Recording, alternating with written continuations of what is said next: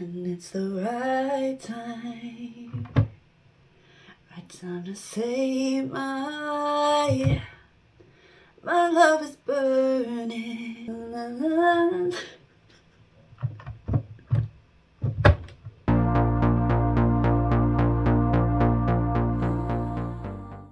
Hey, this is Indigo. I'm a synthwave artist based in New Zealand. Now, synthwave doesn't really exist as a genre here. The main styles are heavy rock, reggae, drum and bass, and then the classic radio pop. So when people ask what music I do, it's kind of tricky to get it across sometimes. There's a lot of tall poppy syndrome here, as well as in Australia, where you have to be famous worldwide for people local to want to listen to you, so it can be tricky, but the people that do listen to your music are the best people. Music's been a part of my life since forever, but I didn't discover synthwave until around 2015. I signed up to a website where you could collaborate with other artists, which taught me a lot about who and who not to trust, but that's another story. I submitted to work with a electronic duo who turned out to be Wolf Club, and that was the start of my journey with them. We recorded, I think the first one we did was Driving Through the Night to You, or Nightwave, and that was just recorded at my parents' house on my little AT2020 and my, I can't remember what interface, but it's in my closet, and we have been working together ever since. I love to collaborate with other artists, both in the synthwave scene and the electronic scene. I love just learning different styles, meeting new people, making sure that they're growing as well as myself, and that we're making sure that their music is being heard. One day, I think Wolf Club tagged me in one of their Instagram stories, and then I got a message from an artist called 1086. He said something along the lines of, "Is this Indigo?" And I went, "Hi, it is." Yeah, so I nerded out a little bit when I contacted her, when I sent her a message on Instagram. So if you've dug deep enough into retrowave, synthwave, if you've dug deep enough for long enough, way beyond like the good groups and artists, you probably have heard of me. I am 1086 musically, but my friends call me Adam. Music for me started I'll tell you where it started before it started. And it's not a long story, I swear.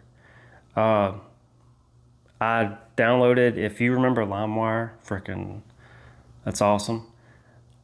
Downloaded on LimeWire, downloaded a indie folk album by Bon Iver, also known as Justin Vernon. He's done some work now, mainstream stuff with like Kanye and Taylor Swift or whatever, but well before that, it was just him sitting in a cabin and making an album, and it was just him, and like I'm pretty sure he got the guitar from like a pawn shop or something, like some beat up guitar that he ended up making work in some old recording software in his father's cabin in the middle of Wisconsin, snowed in, and he made For Emma Forever Ago. And I listened to that album from front to back, I cannot tell you how many times, and it was so raw. Like the whole entire album was supposed to be a demo that ended up being released as like that as was, as it was. And fast forward, Bon Iver is massive, right? But that in that space and time, that little raw album, for some reason I was just like, man, like I love music so much, like why can't I just try and like do it myself?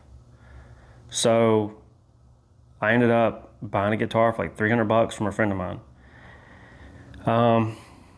playing around with it. I can't remember the name of the software I bought, but it's this little small microphone that you sit like on your laptop, and it just linked in with the USB cord or whatever, and I got this cheap Cubase, that's what it was.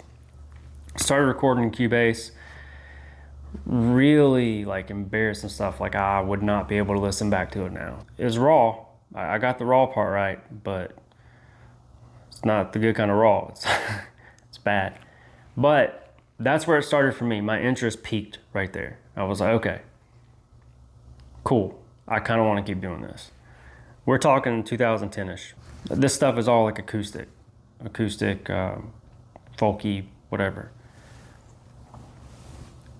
It wasn't until like 2017, I think, when I got Ableton that I started playing with the electronic stuff. And really when I first got Ableton, it was still just to do acoustic guitar and stack a ton of vocals because I just idolized freaking Justin Vernon.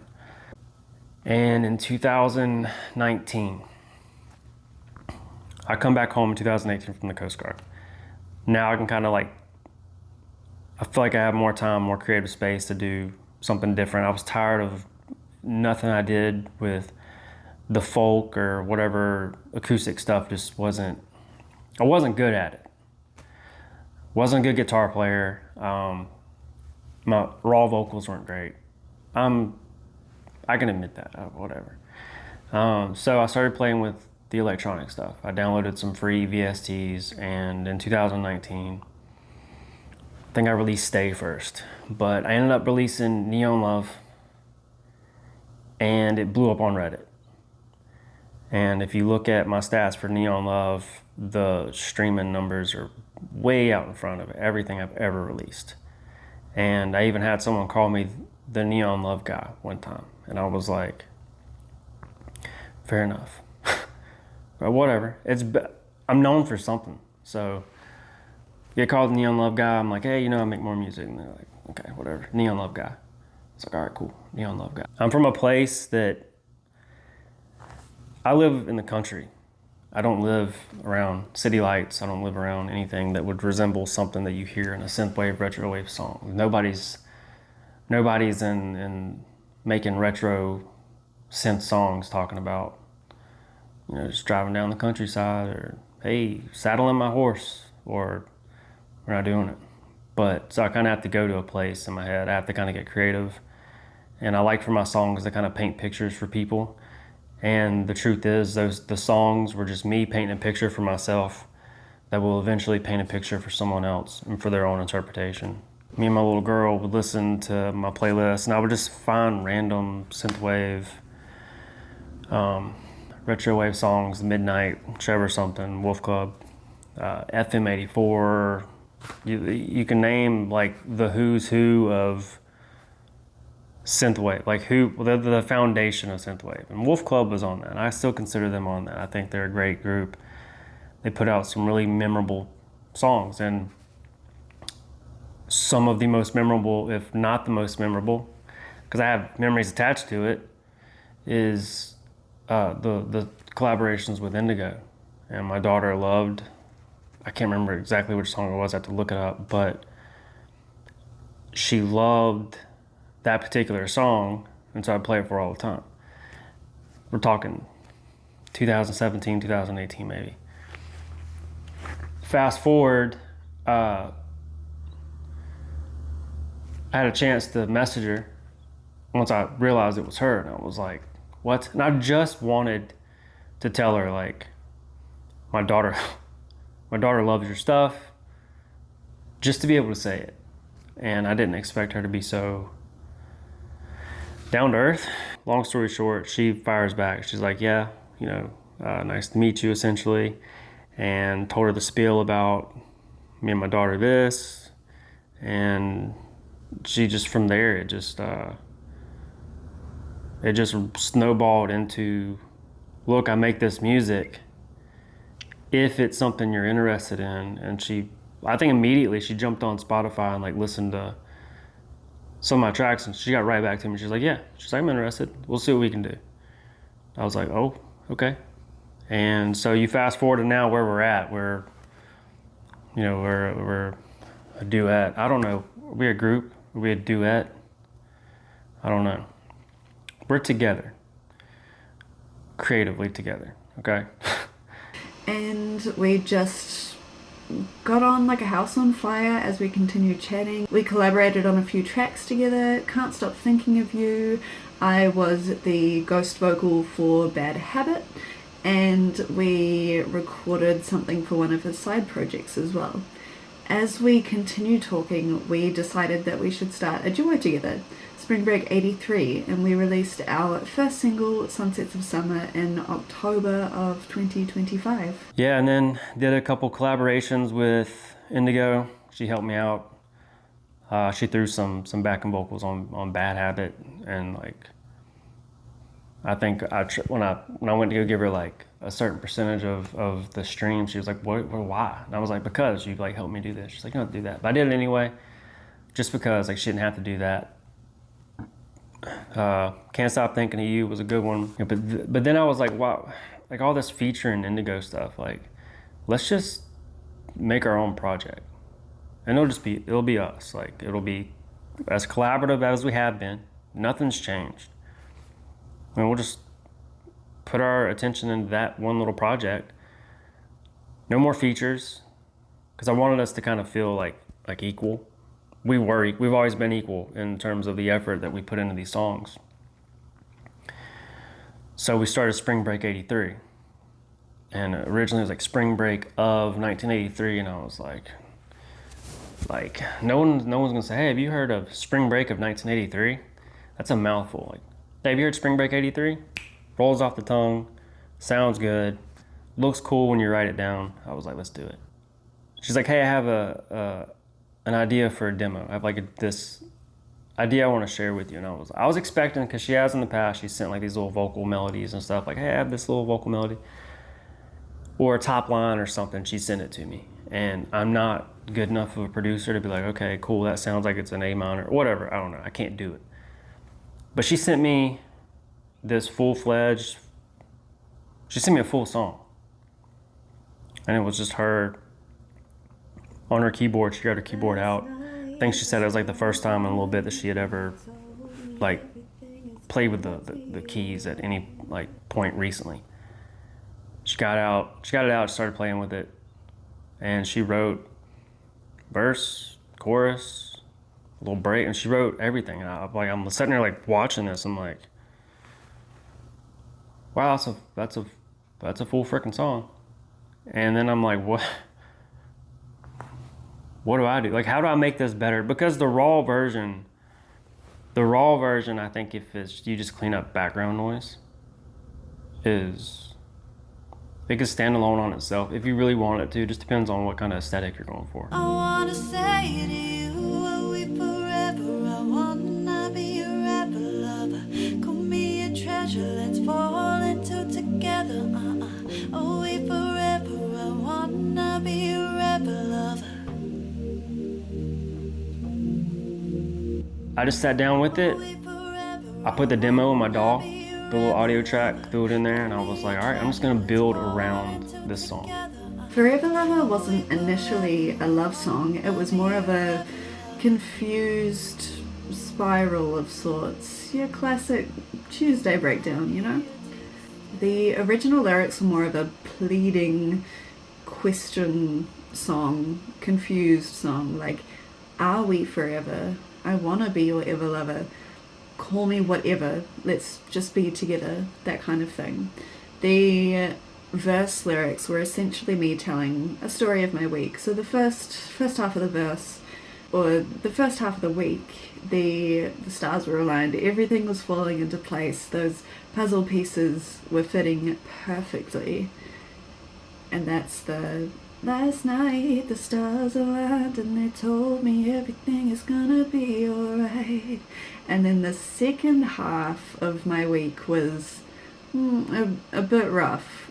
So the initial lyrics was something like, tonight the stars are on fire. You tell me everything is fine. Something like that. It wasn't perfect, but it was there. So I knew that it would be a good song, but it wasn't quite right yet. So I sat on it for a little bit. But then as myself and Adam kept chatting, we decided to write a Valentine's Day song. And I knew that the song that I had coined, Forever Lover, would be perfect. I just needed to tweak some of the lyrics and then it would be the cutest song in existence. The actual recording of Forever Lover took me about 2 hours to do. If you've worked with me before, you know that I love my vocal tracks, I love my harmonies, I love adding as many layers as possible. So that's what I did. She was like, hey, throw some vocals in there to make this. I want this chorus to be really, this chorus be full. Like I want it to actually feel like it's kind of punching you in the face. I almost wanted it to sound like a gospel choir punching you in the face with love. Like, oh, we forever wanna be forever. You get it. So there were a lot of layers in there. Plus we had Adam add his own vocals as well to make it even more powerful and layered. Like, I'll try. Like, you know I'm not a singer, but yeah, I'll give it a shot. Some of the lyrics in Forever Lover, specifically verse 2, were actually an accident. They weren't meant to be the original lyrics when I was recording, but as I was recording, the words in my brain weren't the words that came out of my mouth. So specifically the ever barely hardly breathe. Yeah, take a step with me. I'm so nervous, I can never barely hardly breathe. And I want to say I do. My love is burning for you. I wanna say I do. Oh, Were not initially in the song, but as they came out of my mouth and I recorded them, I loved it. So then I just kept adding those layers and those harmonies, and that's where we're at now. Once I was finished with my recording, I sent my 18 tracks to Adam, let him do his magic, and here we are. And we did it, and we went through a bunch of revisions on it, some EQ revisions. We were working with the label. Who super helpful, by the way, Eric at Retro Synth. He's like, hey, he's like, you don't have to change this, but from my experience and industry standards, like, hey, let's tweak this, or this. Throwing it back and forth, and eventually we got it to where we like it and released it for distribution. All right, real quick, I'm gonna do just like this little breakdown just to kind of show what went into this. So first things first, the demo. I just pulled the demo into the program. last night the stars aligned and they told me everything. And this is her doing the keys. This night my heart is on fire and I'm following the light of every neon. This is where I knew it was gonna be good. My love is burning for you.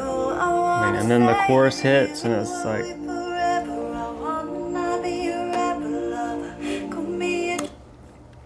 all I did was I built on top of what she sent me. I knew it needed to have a longer intro. I didn't want it to just start with the verse. So we added this little pad here. And this is a built-in, like this is like a native synth. I took down some, where I filtered, I don't know what I did, man. I just did stuff. But threw that in there. So in the,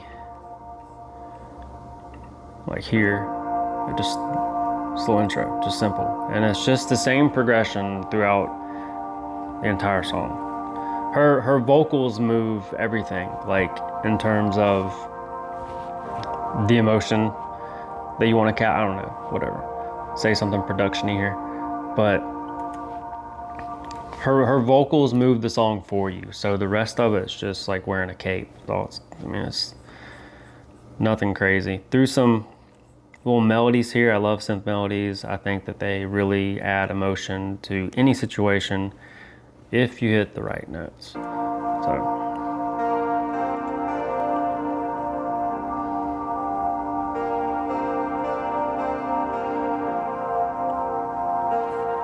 Her vocals will come in here. Again, this was dressed around her demo. Last night the stars aligned and they told me everything's gonna be So there's some bass here, a little bit of body. I'm gonna throw all these instruments, arm all those. Here's the chorus. Throwing the drums on top.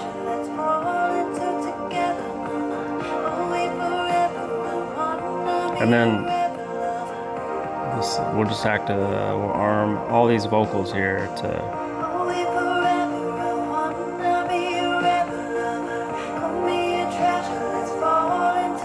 You see, as she adds these layers, these are all mine that I'm adding in here at the end. They're not important. You can still hear her demo vocal kind of punching through. We'll take it out.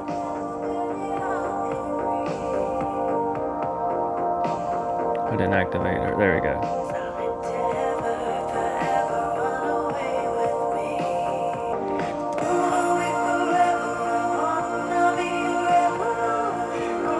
Take this out. Oh, there we go. I knew something was weird.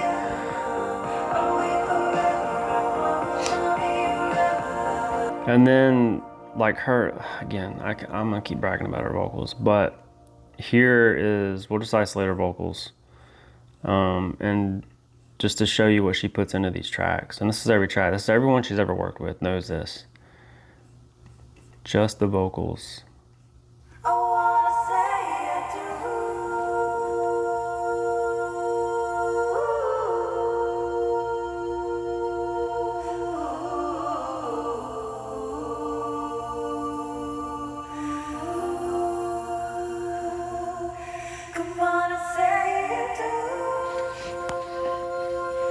So this is with me added in a little bit. So I just add like a little bit of booty to it.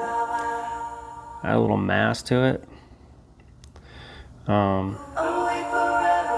That's it. The rest of it is, you see how she drives this.